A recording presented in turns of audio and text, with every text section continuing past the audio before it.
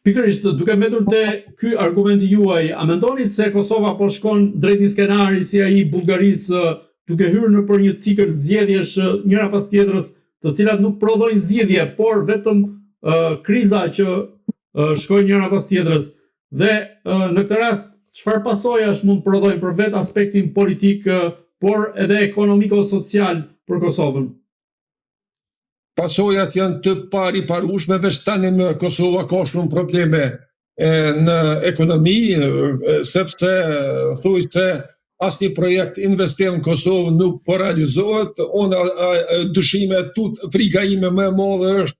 se lojrat mesatare do t'i humbim, nuk do t'jemi në gjendje t'i organizojmë, sepse asgjë tek tani është aprovu ligji për lojrat mesatare. Dhe kjo do t'jetë humbja më e madhe, sepse me shumë mundësi Serbia do t'na i merr lojrat mesatare dhe kjo do t'jetë katastrofë për shtetin e Kosovës, që shteti armik i yni t'i merr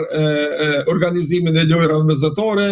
Projektet infrastrukturore të para asnjëri nuk është duke organizu, as autostrada Gjilanit, as autostrada e Pejës. Domethënë kemi ngjetur e lërëm për projektin e Hekurullës e projekte për Turs, ato të gjitha kanë me dështu, sepse kjo qeveri është e paaftë dhe kjo din të shpenzoj vetëm keshin. Kjo qeveri nuk din të shpenzoj në investime kapitale, kështu që në energjetikë kemi punë jashtëzakonisht keq, në gjitha sektorët, domethënë arsimi veç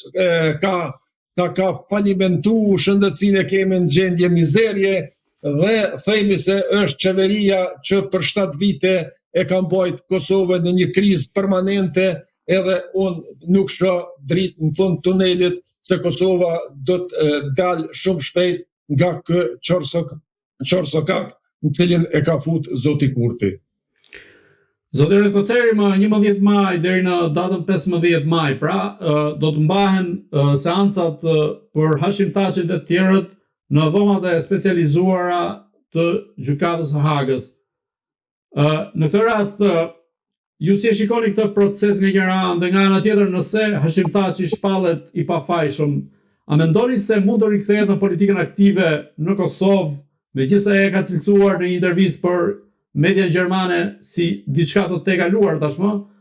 por në optikën tuaj, a mendoni sa i mund të rikthehet në Kosovë në politikën aktive dhe sa i druhet Albin Kurti një rikthim të mundshëm të Hashim Thaçit?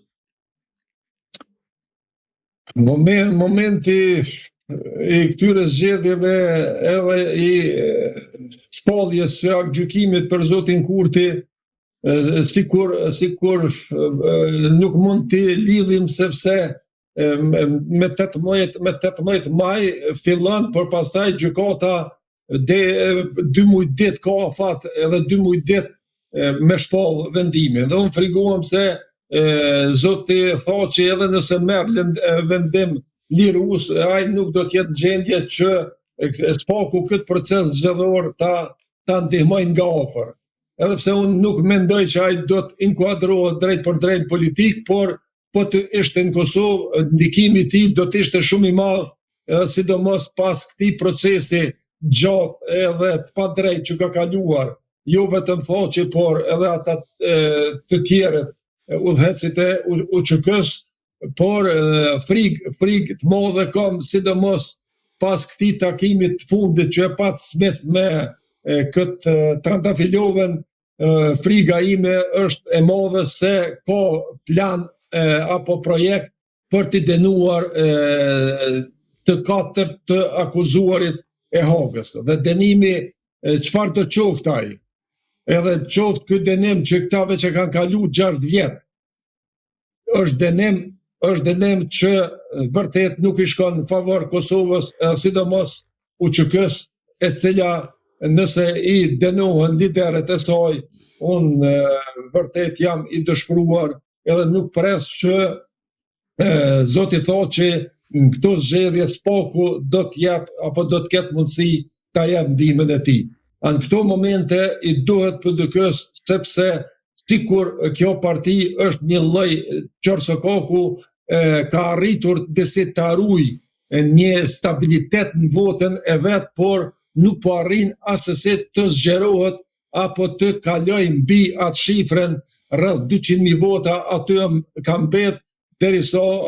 pa avancimin edhe ngritjen e kësaj partie, unë nuk shoh ndonjë perspektivë politike në Republikën e Kosovës, sepse është kjo parti e cila ka bartur barrën kryesore para lufte, pas lufte e deri në momentet kur PDK-ja veç ra nga pushteti edhe e mori VV-ja, ku kemi stagnim në gjitha sferat e jetës. LDK-ja është një parti, por edhe ajo vetë nuk mund të udhëheq pa një koalicion. Mendoj që edhe LDK-ja është një parti pa ndonjë vizion të qartë, edhe gjithmonë asoj partije i dohet një subjekt tjetër për bashkëqeverisje, për ndryshe edhe LDK-ja nuk e ka guximin e duhur për ta shpije shtetin në përpara në gjitha aspektet.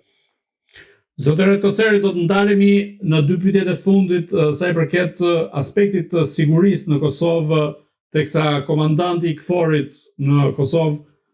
ka theksuar se që nga tetori 2025-s situata në Kosovë paraqitet e qetë, por në këtë lloj qetësie ka tensione, pra fshihen tensione dhe është një situatë brisht që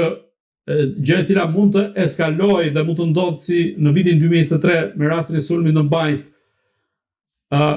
Në optikën tuaj, ju si shikoni sa rrezik ka që Kosova të goditet nga një sulm i befasishëm nga ana e Serbisë i ngjashëm me atë që ndodhi në Banjsk? Kësi sulmet vogla sporadike apo që tentohet të bëhen nëpërmjet faktorit serb të brendshëm, mund edhe të ketë. Por megjithatë, pas vendimeve të cilat gjykata e Kosovës i ka marrë me dënim të përjetshëm të pjesëmarrësve, unë mendoj që edhe serbët vendor do të mendojnë shumë nëse jam mësyn një sulmi eventual apo para përgatitje për të bërë ndonjë sulm siç ishte ai i Banskës edhe i kanalit Iber Defense. Kosova nuk është në NATO kështu realisht, por Kosova e ka NATO-n.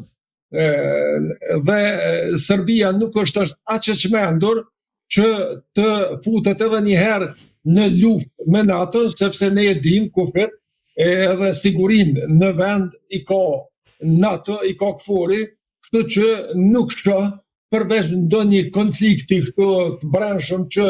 mund ta bëjnë serbët gjëja për ndonjë kryengritje për paknatësitë e veta me pushtetin aktual, për ndryshe nuk Serbia nuk mendoj që mund të bëj sulm direkt në Kosovë, sepse aq e çmendur nuk është as Vučići të futet edhe një herë në luftë me faktorin ndërkombëtar, sepse ka përjetu qaste të rënda në 99-ën, edhe ende Serbia nuk po mund t'i kaloj apo t'i riparoj krejt dëmet që i janë shkaktuar në atë kohë, dhe e din që me Kosovën nuk do të luftohet, por në këtë rast do të ballafaqohet me trupat e NATO-s, gjë që Serbia, edhe pse është e nxitur direkt nga Rusia, megjithatë mendoj që edhe Rusia është lodhur shumë me luftën e Ukrainës, kështu që edhe asaj përveç këtyre luftrave hibride të cilat bëhen edhe aty këtu mund të ketë nga pak probleme, megjithatë luftë klasike unë nuk pres që mund të ketë në Kosovë, sidomos tani kur i kemi shumë vatra të hapura anë kanë në lindjen e mesme atje në Ukrainë, veç po vazhdon lufta, unë nuk pres përshkallëzim të situatës të sigurisë në Kosovë, sepse i besoj shumë faktorit NATO e sidomos KFOR-it, i cili me 5.000 e ma tepër trupa është në Kosovë dhe shumë shpejt mund të aktivizohet me ma shumë trupa për të mbrojtur sovranitetin e Republikës Kosovës.